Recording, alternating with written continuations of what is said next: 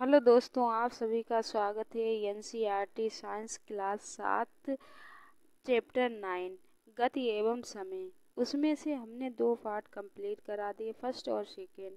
यहाँ पे हम पढ़ेंगे समय तथा चाल के मात्रक। जो समय होता है और चाल होती है, उसके मात्रक क्या होते हैं। तो समय का मूल मात्रक सेकेंड है। समय का मूल मात्रक क्या होता है? सेकेंड। इसका प्रतीक यस है। समय के बड़े मात्रक मिनट तथा घंटा। मिनट तथा घंटा है। समय का बड़े मात्रक क्या होते हैं? मिनट तथा घंटा। आप पहले ही जानते हैं कि मात्रक किस प्रकार एक दूसरे से संबंधित हैं। चाल का तथाकथित मूल मात्रक क्या है? चूंकि चाल दूसरी समय है, चाल क्या है? दूरी समय है, अतः चाल का मूल मात्रक मीटर प्रति सेकेंड है। हमें याद रखना है समय क्या क्या मात्रक होता है? सेकेंड, और चाल का मीटर प्रति सेकेंड होता है। वास्तव में इसे अन्य मात्रकों, जो वास्तव में अन्य मात्रक होते हैं, जैसे मीटर प्रति में अथवा किलोमीटर प्रति हावर तो में भी व्यक्त किया जा सकता है। तो आपको ये याद रखना चाहिए कि सभी मात्रक के प्रतीकों को एक वचन में लिखा जाता है।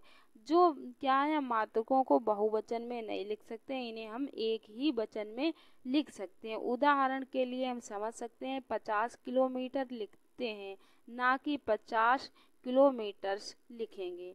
अथवा 8 सेंटीमीटर लिखते हैं, ना कि 8 सेंटीमीटर्स। तो आवश्यकता के अनुसार समय के विभिन्न मात्रकों का प्रयोग किया जाता है। उदाहरण के लिए आपकी आयु को दिनों अथवा घंटों में व्यक्त करने की अपेक्षा वर्षों में व्यक्त करना सुविधाजनक होता है। इसी प्रकार घर से विद्यालय तक की दूरी को तय करने में लगे समय को वर्षों में व्यक्त करना बुद्धिमानी नहीं है। तो हमें क्या याद रखना है कि इसी प्रकार जो घर और विद्यालय तक की दूरी हम तय करते हैं, करने में जो समय को लगता है, उसे हम वर्षों में व्यक्त करना क्या है? बुद्धिमानी की बात नहीं है। 1 सेकेंड का काल अंतराल कितना छोटा अथवा बड़ा होता है? जोर से 2000 एक पुराने में लगा समय लगभग 1 सेकेंड होता है। 2001 से 2010 वर्ष तक जोर से गिनकर आप इसका क्या कर देंगे? सत्यापन कर सकते हैं। किसी सामान्य स्वास्थ्य युवा की जो ब्राह्म की स्थिति या नाड़ी 1 मिनट में 72 बार अथवा 10 सेकेंड से 12 बार स्पंदन करती है। तो क्या है, एक स्वस्थ व्यक्ति है, उसकी जो नाड़ी होती है कितनी बार धड़कती है? तो 72, तो कितने मिनट? 72 मिनट और 10 सेकेंड और 12 स्पंदन। तो इसमें क्या है, हमने इस खोज के विषय में रोचक कहानी है कि किसी दिए गए एक लोलक का आवर्तकाल नियत होता है। आपने स्वप्रसिद्ध वैज्ञानिक गैलीलियो या गैलीली 1564 से 1542 ईस्वी का नाम सुना होगा। कहा जाता है कि एक बार गैलीलियो गिरजाघर में बैठे थे। उन्होंने ये देखा कि छत से जंजीर द्वारा लटका कोई लैंप एक ओर से दूसरी ओर क्या कर रहा है? धीमी गति कर रहा है। उन्होंने ये पाकर आश्चर्य हुआ कि लैंप के एक दोलन पूरा करने के अंतराल में उनकी नब्ज स्पंदन धड़कन की संख्या हर बार समान होती है। जो गैलीलियो ने अपने परीक्षण को सत्यापित करने के लिए विभिन्न लोलकों के साथ प्रयोग किए, उन्होंने ये पाया कि किसी दी गई लंबाई का लोलक सदैव एक दोलन पूरा करने में समान समय लेता है। इस प्रक्षेपण में लोलक युक्त घड़ियों के विकास को एक नए दिशा प्रदान की। कमानी युक्त घड़ियां और कलाई की छड़ियां लोलक युक्त घड़ियों का परिष्कृत रूप हैं। तो आगे क्या है? जंतर मंतर नई दिल्ली से धूप घड़ी। जंतर मंतर नई दिल्ली से धूप घड़ी। और क्या? रेत घड़ी है और जल घड़ी है। और क्या? प्राचीन काल में प्रयुक्त समय मापन की कुछ युक्तियां हैं। तो क्या? धड़कन धड़कती है तो बच्चों में ये दर कुछ अधिक हो सकती है। बच्चों में क्या है, बड़ों की वजह से बड़ों की अपेक्षा जो छोटे बच्चे हैं उनमें क्या होती, कुछ दर इनकी अधिक हो सकती है। जब लोलक बड़ी घड़ियां प्रचलित नहीं हुई थीं, तब संसार के विभिन्न भागों में समय मापन के लिए बहुत सी युक्तियों का उपयोग किया जाता था। धूप घड़ी, जल घड़ी, रेत घड़ी इस प्रकार की युक्तियों के कुछ उदाहरण हैं। संसार के विभिन्न भागों में इन युक्तियों के भिन्न भिन्न डिजाइन बनाए गए हैं। तो चाल मापना, समय तथा दूरी कैसे मापें, ये सीखने के पश्चात आप किसी वस्तु की चाल को परिकल्पित कर सकते हैं। तो आगे क्या दिया गया है, आइए फर्श और अनुदिश गतिमान किसी गेंद की चाल को ज्ञात करें। तो क्रियाकलाप 9.3 दिया गया है। चाक के चूर्ण अथवा चूने से फर्श पर एक सरल रेखा खींचिए तथा अपने मित्र से कहिए कि वह इस रेखा से 1 से 2 मिनट दूर खड़ा हो। अब मित्र से कहिए कि वह फर्श के अनुदिश इस सरल रेखा के लंबवत किसी गेंद को धीरे से लुढ़काए। जिस क्षण गेंद सरल रेखा को पार करती है तथा जिस क्षण वह विराम में आती, दोनों बार समय नोट कीजिए। गेंद विराम में आने में कितना समय लेता है, जिस बिंदु पर गेंद रेखा को पार करती है तथा जिस बिंदु पर क्या करती है, विराम में आती है। इन दोनों बिंदुओं के बीच की दूरी आपको क्या करनी, मापनी है। इसे मापने के लिए आप किसी पैमाने अथवा मापक फीते का उपयोग कर सकते हैं। इस क्रियाकलाप को विभिन्न समूह बारी बारी से दोहराएं तथा सभी मापों को सारणी में 9.3 में लिखिए। प्रत्येक समूह के पाठ्यांकों को गेंद की चाल से परिचित कीजिए। गेंद की चाल क्या दी गई हम इसमें देख सकते हैं। तो क्या है, क्या आप अपने चलने अथवा साइकिल चलाने की चाल की तुलना अपने मित्र की चाल से करना चाहेंगे? इसके लिए आपको अपने घर अथवा किसी अन्य बिंदु से अपने विद्यालय की दूरी जानने की क्या है, जानने की आवश्यकता होगी। तब आप सभी इस दूरी को तय करने में लगे समय को मापकर एक दूसरे की चाल पर परिकल्पित कर सकते हैं। ये जानना आपके लिए रोचक हो सकता है कि आप में से किसी चाल सबसे अधिक है, और जो सारणी 9.4 में कुछ जीवों की चाल किलोमीटर प्रति आवर में दी गई है, आप स्वयं इनकी चाल को क्या मीटर प्रति सेकेंड में परिकल्पित कर सकते हैं। तो उपग्रहों को पृथ्वी कक्षा में प्रमोचित को क्या हम छोड़ना करने वाले रॉकेट प्रिया 8 किलोमीटर प्रति सेकेंड की चाल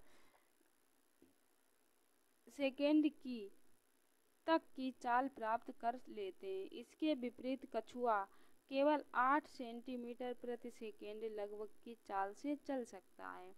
क्या आप ये परिकल्पित कर सकते हैं कि कछुए की तुलना में रॉकेट की चाल कितनी गुनी है? यदि आपको किसी वस्तु की चाल ज्ञात हो जाए तो आप किसी दिए गए समय में उसके द्वारा चली गई दूरी को ज्ञात कर सकते हैं। आपको केवल चाल को समय से गुणा ही करना होगा। जैसे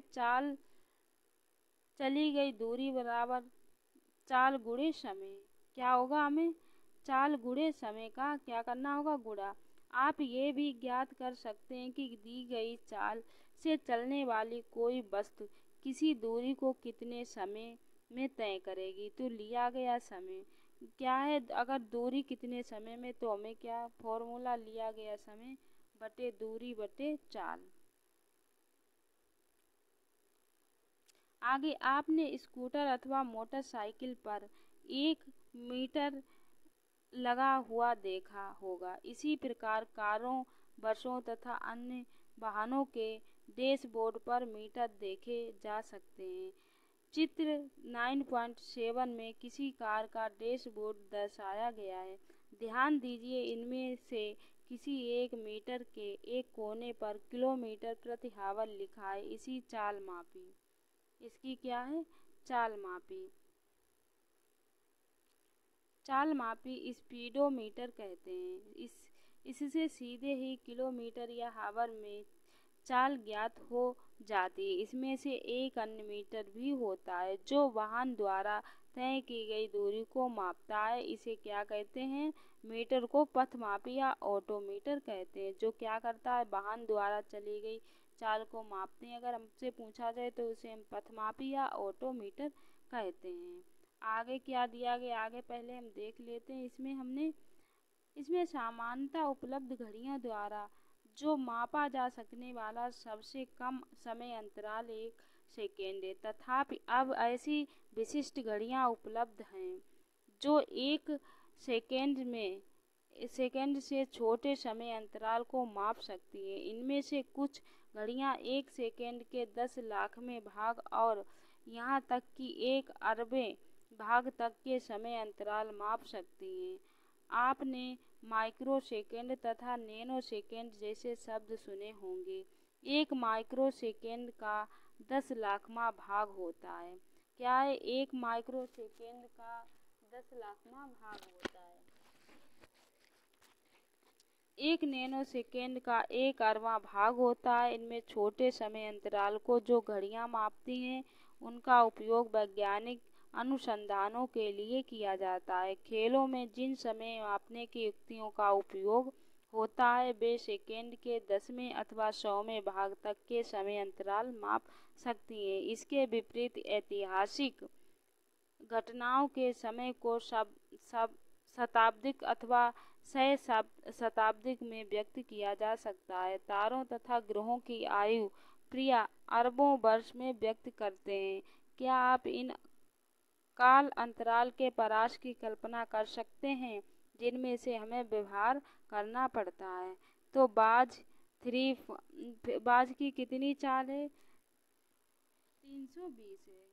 तो इसमें क्या है, 320 गुणे 1000 और कितने से 60 गुणे 60 मिनट 60 सेकेंड से भाग देंगे। तो इसका सोल्व करेंगे हम। ऐसे सारे हमें ये फॉर्मूला लगा के किलोमीटर प्रति सेकेंड, इसे हमें सारे चीता और ब्लू फिश, खरगोश, गिलहरी, घरेलू चूहा, मानव और भीमकाय कछुआ और घेंगा, इनकी सबकी क्या हमें चाल ज्ञात करनी है। आगे हमारा दिया कार का डैशबोर्ड दिया गया है।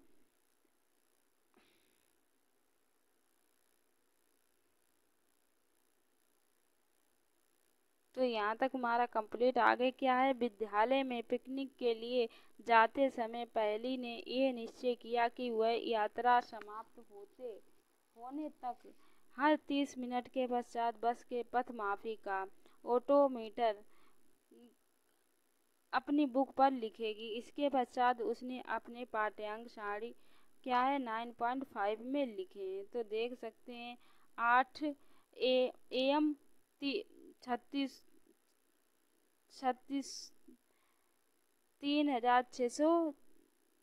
36,540 किलोमीटर क्या है। आरंभिक बिंदु कितनी थी? 0। 8:30 पे कितनी थी? 36,560 किलोमीटर 20 किलोमीटर। और क्या है 9 AM पर 36,580 किलोमीटर 40 किलोमीटर। और क्या है, कितनी दूरी थी इसमें आरंभिक दूरी, और 9:30 पे कितनी थी? 36,600 किलोमीटर। इसमें क्या है 60 किलोमीटर। 10 बजे कितनी थी? 36,620 किलोमीटर 80 थी। तो आगे क्या हमारा दिया गया है,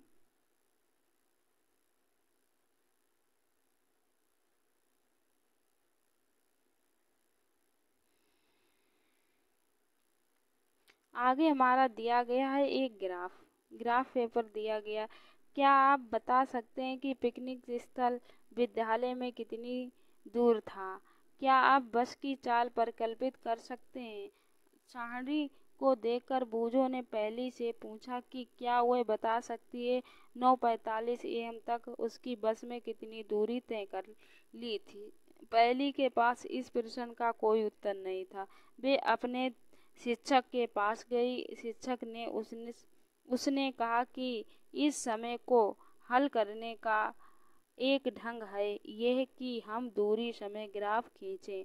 आइए पता लगाएं कि इस प्रकार का ग्राफ कैसे खींचा जाता। तो समय ग्राफ जो हमारा दिया गया दूरी समय ग्राफ, इसके बारे में हम अगले वीडियो में इसे पढ़ेंगे और कंप्लीट करेंगे, अच्छे से समझेंगे। यहाँ पे हम इतना ही रखते हैं, मिलते हैं नेक्स्ट वीडियो और इसके आगे टॉपिक के साथ में।